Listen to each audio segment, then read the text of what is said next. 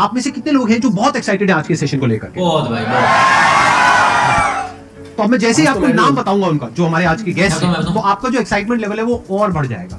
ये बताने से पहले कि गेस्ट कौन है, मैं आपको थोड़ा सा बताता हूँ YouTube के बारे में। YouTube में क्या है कि पूरे वर्ल्ड की अगर बात करी जाए तो करोड़ों चैनल्स हैं जो अलग अलग जॉनर्स में है, अलग अलग कैटेगरीज में है। उसमें से दो बड़ी कैटेगरीज है, मोटिवेशन और एजुकेशन। पूरे वर्ल्ड में जो वर्ल्ड का नंबर 1 मोटिवेशन चैनल है वो मेरा है, और जो वर्ल्ड का नंबर 1 एजुकेशन चैनल है किसी इंडिपेंडेंट क्रिएटर का, वो उनका है, जो कि हमारे गेस्ट है। उनके 17 मिलियन से ज्यादा सब्सक्राइबर्स हैं। Please get to the one and only Khan sir.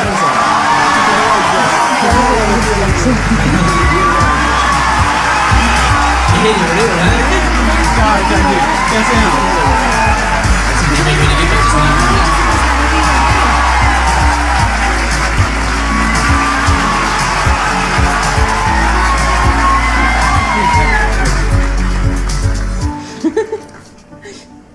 इससे पहले कि ऑडियंस आपसे कुछ पूछे या इंटरेक्ट करे, मेरे माइंड में एक क्वेश्चन है आपके लिए जी। जो बच्चे हैं वो आपके इतने दीवाने क्यों हैं, इतने पागल क्यों हैं आपके पीछे? मतलब मेरे कमेंट सेक्शन में भरा पड़ा था खान सर कब आएंगे, खान सर कब आएंगे। मतलब ऐसा क्या जादू कर दिया आपने बच्चों के ऊपर? ये सवाल हम आपसे भी पूछते हैं, हमारे पे भी इतना कमेंट आया, इतना मेरे तो ऑफिस में लोग चले आए कि सर कब जा रहे हैं। अच्छा। क्योंकि हम लोग का तो एग्जैक्ट है वही पढ़ाना है। हाँ।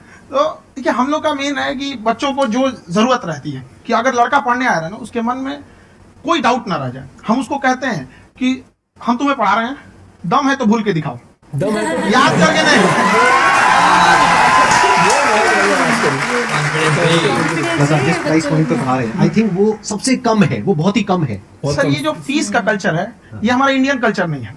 हमारा इंडियन कल्चर गुरु दक्षिणा है, उस हिसाब से वो सही है। ऑक्सीजन जैसे जिंदगी के लिए जरूरी है, वैसे एजुकेशन जरूरी है। वो ये नहीं कह सकता है कि पैसे की वजह से वो खान सर के यहाँ से लौट गया। क्या बात है।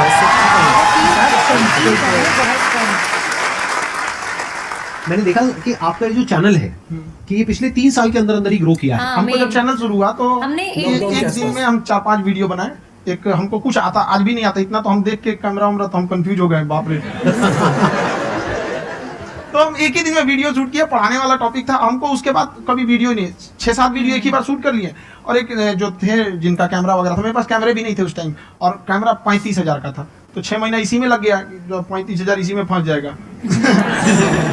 तो उनके कैमरे से शूट किए, उन्होंने कोई चार्ज लिया। उसके बाद हम छोड़ ही दिए। लॉकडाउन लगा, तब हम कहे आप कैसे पढ़ाएंगे? तो 1 दिन 2 दिन करते करते अचानक लंबा हो गया। तब हमको लगा, याद आया कि ओहो मेरा एक चैनल भी है वहाँ पे। तो उस समय उस पे लगभग 30,000 सब्सक्राइबर हो चुके थे। तो जैसे लॉकडाउन लगा तो उस पे पढ़ाना चालू किया। और पता नहीं क्या लोगों को पढ़ाई में इतना इंटरेस्ट आ गया कि आपका स्टाइल ऐसा है थोड़ा सा। आप आई थिंक पढ़ाई के साथ साथ में जो बीच बीच में आप थोड़ा बहुत छोड़ते रहते हैं ना, मतलब जो एंटरटेनमेंट चलता रहता है। ये बात हम देखिए, जब हम गुलाम थे ना, तो अंग्रेजों ने एक चाल चला था कि भारत को हम फिजिकली गुलाम रखेंगे 100-200 साल, मेंटली 1000 साल कर देंगे। उन्होंने पढ़ाई का मॉडल चेंज कर दिया। उन्होंने ऐसा डिजाइन किया कि ये टीचर की रिस्पॉन्सिबिलिटी है, वो पढ़ा के चला जाए। टीचर की रिस्पॉन्सिबिलिटी यहाँ खत्म नहीं हो जाती। पढ़ाना तो कोई भी पढ़ा सकता है, टीचर की इससे बड़ी रिस्पॉन्सिबिलिटी होती है उसे समझाना। वो समझा कि नहीं समझा। अगर लड़का आपके समझाने के बाद डाउट रह गया तो ये आपकी गलती है। लड़का हमसे पूछता है, सर इतनी भीड़ है आपके पास, तो कहते सर डाउट कैसे पूछेंगे? हम कह रहे यार तुम्हारा डाउट बचेगा तब ना पूछेगा तुम डाउट यहाँ।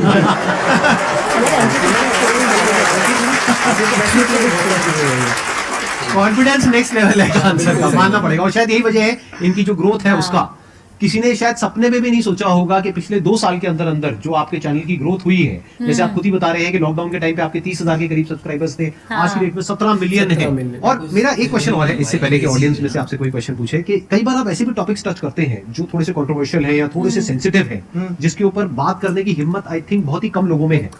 तो आपको कभी ये नहीं लगता है कि कहीं ज्यादा तो नहीं हो रहा है, इसको थोड़ा रोक देते हैं, थोड़ा कम कर देते हैं? क्योंकि कोई लाइन ही नहीं है वैसे तो बोलने को, तो आप कुछ भी बोल दो, कितना भी बोल दो। हुई है कंट्रोवर्सी बहुत बार। एक्चुअली बचपन से हमको फौज में जाना था, और फौज वालों के लिए ये सब मायने नहीं रखता। उसको करना है मतलब करना है, तुम सामने कुछ भी रहो, डजंट मैटर।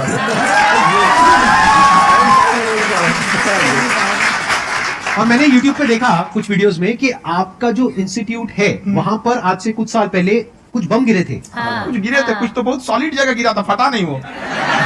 मतलब आपके आसपास? हाँ, बम को भी पता है कि टीचर की इज्जत किया जाता है। क्या बात है, क्या बात है। मैं समझ पा रहा हूँ कि ये आपके अंदर जो एटीट्यूड है ये कहाँ से आ रहा है, क्योंकि आप बचपन से ही फौज में जाना चाहते थे, माइंडसेट ही वो तो था। आप जंग के मैदान में ही खड़े हैं एक तरीके से। बस फर्क ये है कि आपके हाथ में कलम है, हथियार ना होकर के। हथियार से एक आदमी की जान जा सकती है, कलम से ये बहुत ताकत सही है। बोला, हाँ। शिक्षा एक ऐसा हथियार है ना, हर कुरीतियों से लड़ सकता है, हर तरह की समस्याओं से, और ये एक ऐसा हथियार है मेटल डिटेक्टर में भी नहीं पकड़ाता है।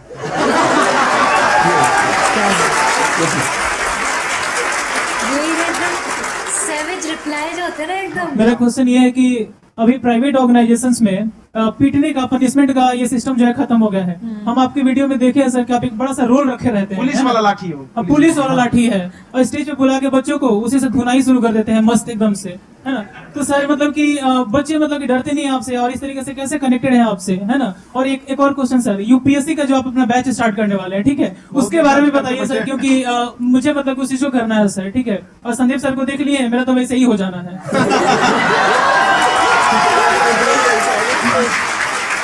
क्या हो जाना है, मेरा पूरा कंप्लीट करो।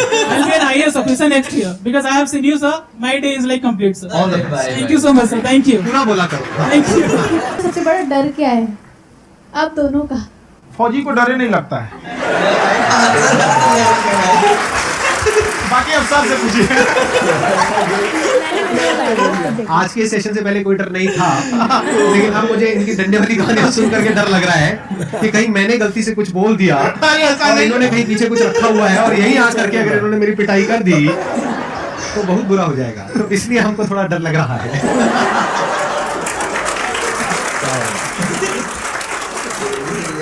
आपकी डेली कितने घंटे क्लासेस होती हैं? 6-7 घंटे। अभी भी खुद ही करते हो आप? हाँ, खुद ही हमारे classes स्टाफ करते हो। परेशान रहते हैं। हम 1:30-2 बजे सोते हैं, सुबह 6 बजे उठ जाते हैं, परेशान रहते हैं। यार इतना क्यों करते हो, है ना? कभी उनको भी साथ-साथ लगना पड़ता है ना। उनको साथ-साथ लगना पड़ता है। हम जग गए तो कोई सोया थोड़ी रहेगा।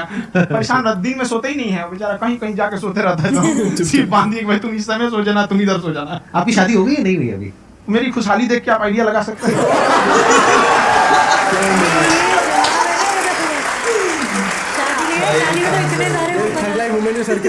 First of all I would like to say sir thank you so much to you and to your team कि आपने मुझे यहाँ आने का मौका दिया।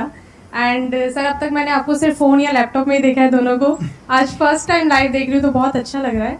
तो मेरा क्वेश्चन ये है सर आपसे, जब हम लाइफ में कोई डिसीजन लेते हैं कि हमें ये पर्टिकुलर चीज़ करनी है, और क्योंकि हम डिसीजन लेते हैं तो हमारी आदत है कि पहले हम 4 लोगों से पूछते हैं कि तू बता तेरी क्या राय है, तू बता तेरी क्या राय है।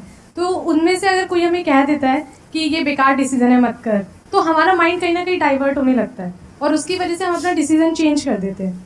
तो मेरा क्वेश्चन ये है कि कैसे हम अपने डिसीजन पे स्टिक रहे, कैसे हम जो दूसरे के ओपिनियन है उनको अफेक्ट ना होने दें अपने ऊपर। हाँ, कि किस दूसरे से सलाह लेने से पहले एक बार खुद उस पर रिसर्च कर लेना चाहिए, ताकि आप सामने वाला क्या सलाह दे रहा है आपको समझ में आना चाहिए। यहाँ पर ऐसा नहीं है, कई बार ऐसे होते हैं कि दूसरे वाले को एक्सपीरियंस होता है, तो अगर आपको पहले से आइडिया है, उसके बारे में आप बेहतरीन ढंग से रिसर्च किए कि क्या इसमें प्लस पॉइंट है, क्या निगेटिव है, उसके बाद आप किसी से सलाह लेने जाइए। ये नहीं कि मन में ऐसी बता गड़बड़ा जाएगा तुम वहाँ पे। खुद पहले का आपको R&D करना पड़ता है, समझा कि नहीं? और जिंदगी हो या गाड़ी, जीतेगा वही जो टाइम पे गियर चेंज कर रहा है। तो डिसीजन चेंज करना बहुत ज्यादा गलत नहीं है।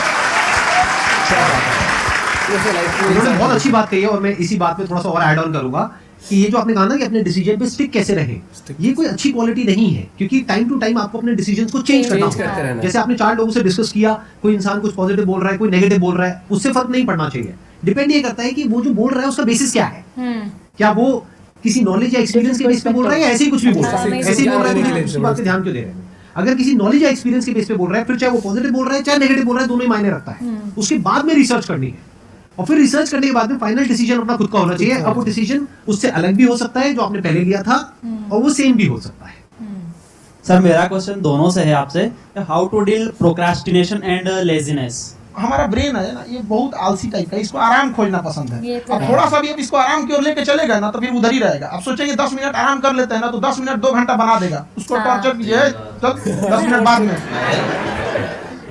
उसको आप उस पे हावी मत। वो कह रहा है कि हमको आराम चाहिए, आपको यहाँ आराम मिलेगा, पहले काम मिलेगा। तो आप उसके हिसाब से मत चल। आपका मन कर रहा है थोड़ा सा देख लेते हैं, कोई नोटिफिकेशन है, आप कोई काम कर रहे हैं, क्यों पहले काम कर लीजिए, बाद में देखिएगा ना नोटिफिकेशन। फोन आप है। हावी मत होने दीजिए यहाँ पे। अगर आप 5 मिनट भी थोड़ा सा लूज पड़े ना, थोड़ा सा कमर सीधा कर लेते हैं, 2 घंटा बर्बाद कर दिया। हाँ। हावी मत होने दीजिएगा उसको अपने ऊपर। प्रोक्रेस्टिनेशन को तोड़ने का एक ही तरीका है, सबसे छोटे लेवल पे ले जा करके उस गोल को तोड़ दो।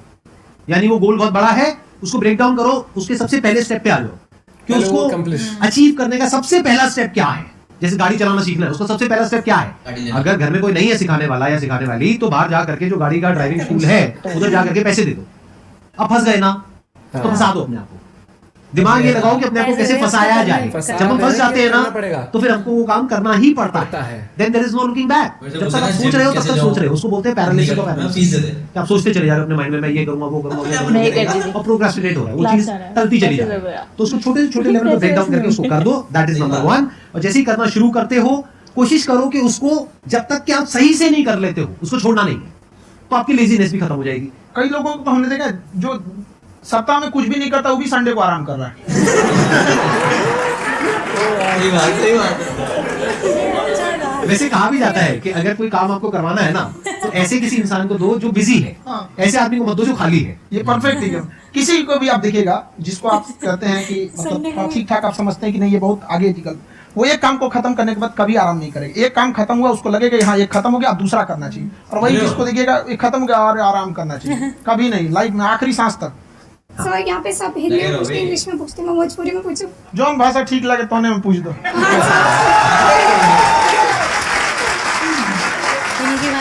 सर ये पूछना चाहते नहीं कि जैसे हमने क्या पढ़ाई करेगी सर, तो कभी कभी डेली टारगेट्स जो होला वो कंप्लीट ना होला। अगर टारगेट्स कंप्लीट भी होला तो फिर ऐसा इरिटेशन या फिर वो एंजाइटी या फिर कि और करना है या फिर अभी नहीं हुआ, वो चीज़ हमेशा रहेगा। तो वो कम कैसे करा जाए? देखिए टारगेट्स को ना हम लोग को एक अपने हिसाब से पहले फिट करना चाहिए। ऐसा नहीं कि दूसरे किसी इंसान को देख के हम टारगेट फिट कर ले। कोई लड़का 8 घंटा पढ़ रहा है, कोई पहली बार अभी पढ़ना ही चालू किया, उसको देख के 8 घंटा पढ़ेगा तो पढ़ाई छोड़ देगा। तो आप अपनी क्षमता के हिसाब से देखिए कि आप कितना पढ़ सकते हैं। अगर आपने एक घंटे को बना लिया कि हम 1 घंटा पढ़ सकते हैं, अगले 1 हफ्ते तक उसको सस्टेन रखिए। जिम में कैसे करते हैं लोग, पहले दिन उठा लीजिएगा 1 कुंटल तो हार्ट अटैक हो जाएगा। तो वो धीरे धीरे टारगेट सेट कीजिए और अपनी क्षमता को भी देखिए। हर इंसान की क्षमता अलग है। कंगारू को देख के हाथी छलांग मारेगा, पैर तोड़ के बैठ जाएगा।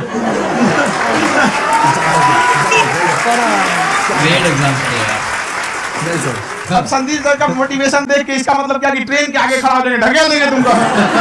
हालांकि ऐसा कर देते हैं, लेकिन ऐसा करिएगा लोग नहीं, क्षमता पता होना चाहिए। ये तो भाई बढ़िया चीज बोलती। ये जो मस्ती एंजाइटी हो रही है कि मैंने कर तो लिया है, आप ये नहीं कह रहे कि मैंने कुछ भी नहीं किया है फिर मेरे को एंजाइटी हो रही है। आप ये कह रहे हो मैंने काफी कुछ कर लिया है फिर भी एंजाइटी हो रही है कि कहीं कुछ छूट तो नहीं गया है। तो बेसिकली आपको ये देखना है कि अगर आपके अंदर एंजाइटी हो रही है, that means you are a very good student. आप एक अच्छे स्टूडेंट हो। क्यों? क्योंकि बहुत सारे स्टूडेंट्स तो ऐसे हैं उनको पढ़ने के नाम से एंजाइटी होती है। तो आपको एंजाइटी हो रही है कि मैंने पढ़ लिया, दिन में मानो 8 घंटे का आपने टारगेट सेट किया और 6 घंटे पढ़ लिया, या मान लो 8 घंटे भी पढ़ लिया, फिर भी एंजाइटी हो रही है कि मैंने 10 घंटे नहीं पढ़ा। तो ये तो अच्छी क्वालिटी है ना, ये तो एक ब्रिलियंट स्टूडेंट की क्वालिटी है। क्योंकि एंजाइटी उसी को होती है जो केयर करता है, जिसको परवाह है, उसी की तो एंजाइटी होती है। जैसे माँ को अपने बच्चे की, जैसे माँ को अपने बच्चे के, जैसे माँ को अपने बच्चे को लेकर के एंजाइटी होती है। हंस लो मजाक उड़ा लो। कोई बात नहीं, एडिट कर देंगे इसको हम। ये वो लोग सोचते हैं जो इंग्लिश और जैसे एक माँ है, उसको अपने बच्चे को लेकर के एंजाइटी होती है, थोड़ी सी भी तबीयत खराब हो जाए उसको एंजाइटी होती है, चाहे बच्चा ठीक भी है, डॉक्टर को नहीं होती है। क्योंकि माँ को उस बच्चे से प्यार है। तो दैट मींस कि आप अपनी पढ़ाई को लेकर के सीरियस हो, इस वजह से आपको एंजाइटी हो रही है, विच इज नॉर्मल। जहां पर प्यार मोहब्बत होती है वहां पर थोड़ी बहुत एंजाइटी तो होती ही है ना। समझ रहे हो ना मैं क्या कहना चाह रहा हूँ? आप लोग समझ रहे हो ना मैं कहाँ जा रहा हूँ? जब वो किसी और से बात करती है तो एंजाइटी होती है ना। बेस्ट फ्रेंड से बात करते हो। सर आपकी स्टोरी हमने सुनी थी, तो एक टाइम आया था जब आप गंगा किनारे जाके बैठ गए थे, उस समय आपको कुछ समझ नहीं आ रहा था। याद कर, हमने तो react उस भी समय किया था। मतलब आपने ये डिसीजन कैसे लिया कि अब आगे नहीं, यहाँ से वापस जाना है? रास्ता ही नहीं था। घर जाने के लिए एटलीस्ट 90 रुपए चाहिए थे, जेब में 40 रुपए थे। जब वो कैसे घर जाते हैं? एक दोस्त और हम गंगा के तो किनारे निकल चुपचाप कर बैठे बैठे हम गए थे, कहीं का याद बहुत कर रहे हैं टेंशन ना? हो गया। अब घर सारे जाना पैसे है, वैसे रूम पे वो लिए तो किराए के रूम पे ही आदमी सारे लोग रहते हैं। गए वहाँ पे तो रूम लॉक हो गया था, तो खटखटाए तो ऊपर से गुस्सा से बोले जो ऑनर थे, क्या टाइम हो गया है? हम कहे 9-10 बज रहा होगा। गाड़ी देखिए तो देखिए तो 2 बज रहा, 2 बज रहे थे। रात हाँ। 2-2:30 बज गया था वहाँ। टेंशन में तो होता है कई बार ऐसा समय आएगा कि लगेगा जैसे अब कुछ नहीं हो सकता है। तो इससे घबराना नहीं है। कभी कभी गुच्छे की आखिरी चाबी भी ताला खोल देती है। जो बातें आपने बताई कि घर में प्रॉब्लम ये तो बहुत लोगों ने फेस करी वहां पर, आप अकेले नहीं है, बहुत लोगों ने ये प्रॉब्लम फेस करी, बहुत तरह की प्रॉब्लम्स देखी, बहुत तरह की स्ट्रगल्स देखी, लेकिन वो सब इतने कामयाब नहीं हो पाए जितने कि आप हुए। तो आपके अंदर ऐसा कुछ ना कुछ है जो औरों के अंदर नहीं है, तो वो मैं जानना चाह रहा हूँ कि वो ऐसा क्या था जहां से कि आपका दिमाग यहाँ तक सोच पा रहा है कि मैं पूरे इंडिया में इतने बड़े लेवल का चेंज लेकर के आ सकता हूँ, एजुकेशन फील्ड में रेवोल्यूशन लेकर के आ सकता हूँ। ये सोचना ही बहुत लोगों के बस का नहीं है। मेरी एक खुद की थिंकिंग, अगर हमको कोई 100 रुपए किसी काम के लिए दिया, हम सबसे यही करते हैं, तो हम कोशिश करते हैं उसे 200 का रिटर्न दे। अगर कोई हमसे 200 रुपया फीस दे रहा है, 250 दे रहा है, तो हम उसको ये कोशिश करते हैं कि तुम्हें ऐसा लगे कि नहीं भैया हमने 10-20 हजार का पढ़ लिया है, वो ईमानदारी से कभी कभी। और हमेशा अगर हम प्रॉमिस X का करते हैं तो डिलीवर 4X करना चाहते हैं। ध्यान से सुनना, ध्यान से समझना इस बात को, अगर आप समझ पाए तो बहुत आगे जाओगे लाइफ में। एक वो होते हैं जो ये सोचते हैं कि हमें सब कुछ मिल जाए, हमें कुछ भी करना ना पाए। दूसरी कैटेगरी होती है लोगों की जिनको जितना मिलता है उसमें भी चोरी चकारी करते हैं या कोशिश करते हैं कि उससे कम दे सामने वाले को जितना कि हमें मिल रहा है। तीसरी कैटेगरी होती है लोगों की जो इनके जैसे लोग होते हैं, वो क्या करते हैं, वो ये सोचते हैं कि अगर मैंने किसी से 1 रुपए भी लिया, देखा जाए तो 200-250 रुपए कुछ भी नहीं होता है, 200-250 रुपए अगर मैंने लिया तो कैसे उसको 400 रुपए की वैल्यू दूं। ये जो थिंकिंग है ना, यही एक फर्क होता है एक ऐसे इंसान में जो बहुत आगे निकल जाता है और उस इंसान में जो मीडियोकर रह जाता है। आप अपने आप के ऊपर समय दीजिए, उसको डेवलप कीजिए।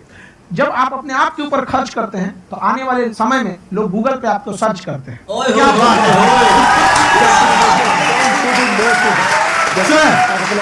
ये आपने अभी बनाया है या ये कोई पुराना आपका वो है? बनते रहता है, फ्लो में बन जाता है।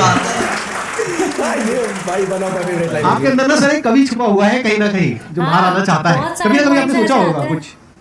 कभी कभी देखिए, एक चीज है, संगत का बहुत अच्छा असर पड़ता है। ये चीज को हमेशा, संगति का मतलब लोग हल्के में ले लेते हैं। संगति का मतलब होता है संग संग गति। तो अच्छे लोग के साथ रहेंगे तो संग संग अच्छी गति होती जाएगी, खराब में रहेंगे तो ये भी होता है। बट अपने आप को थोड़ा सोचना चाहिए कि हम केवल जी के मर जाए इसके लिए नहीं आए हैं। लोग कहते हैं कि सर नाम क्यों नहीं बताते अपना। हमारी एक ही सोच है कि जाने के बाद इस दुनिया से हमको मतलब एक चीज देना चाहते हैं स्टूडेंट्स को कि वो याद करें कि इस पैसे की भाग दौड़ की दुनिया में हर कोई दोनों हाथ से लूटने में लगा है, खाली हाथ जाने के लिए ये सबको लगा है। तो हर कोई को ये सोचना चाहिए कि था कोई इंसान जो इतने कम फीस में इतनी शिक्षा जो महंगी थी, जो कमाने का रास्ता था, उसको भी एकदम कंपटीशन इतना कर दिया कि अब लोगों को अपनी फीस बढ़ाने में डर लगता है। अरे यार, लड़का कमेंट करता है खान सर इतना ले रहे हैं आप, बहुत बड़ा टीचर है।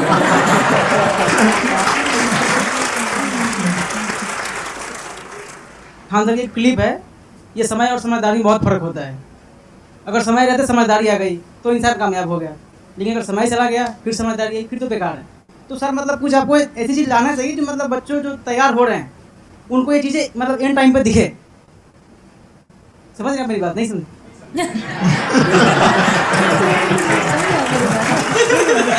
यही होता है सर का मोटिवेशन ज्यादा हो जाता है। समझ रहा है। जब आप स्ट्रगलिंग फेज में हैं तो कम से कम चीजों को अपने ऊपर खर्च कीजिए, ज्यादा से ज्यादा सीखने में खर्च कीजिए। अगर आपको राजा बनने का शौक है तो गुलाम की तरह मेहनत करना सीखिए, तब राजा बैठे बैठे नहीं मिलेगा। ये दुख, ये दर्द, ये सब तेरे अंदर है। तू अपने बनाए इस पिंजड़े से बाहर निकल के देख, तू अपने आप में एक सिकंदर है।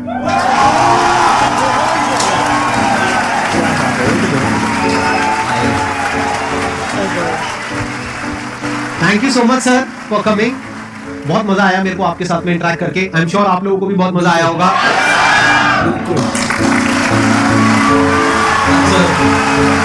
Thank you so much. को सर्च करेंगे आपका एक नाम बन जाएगा।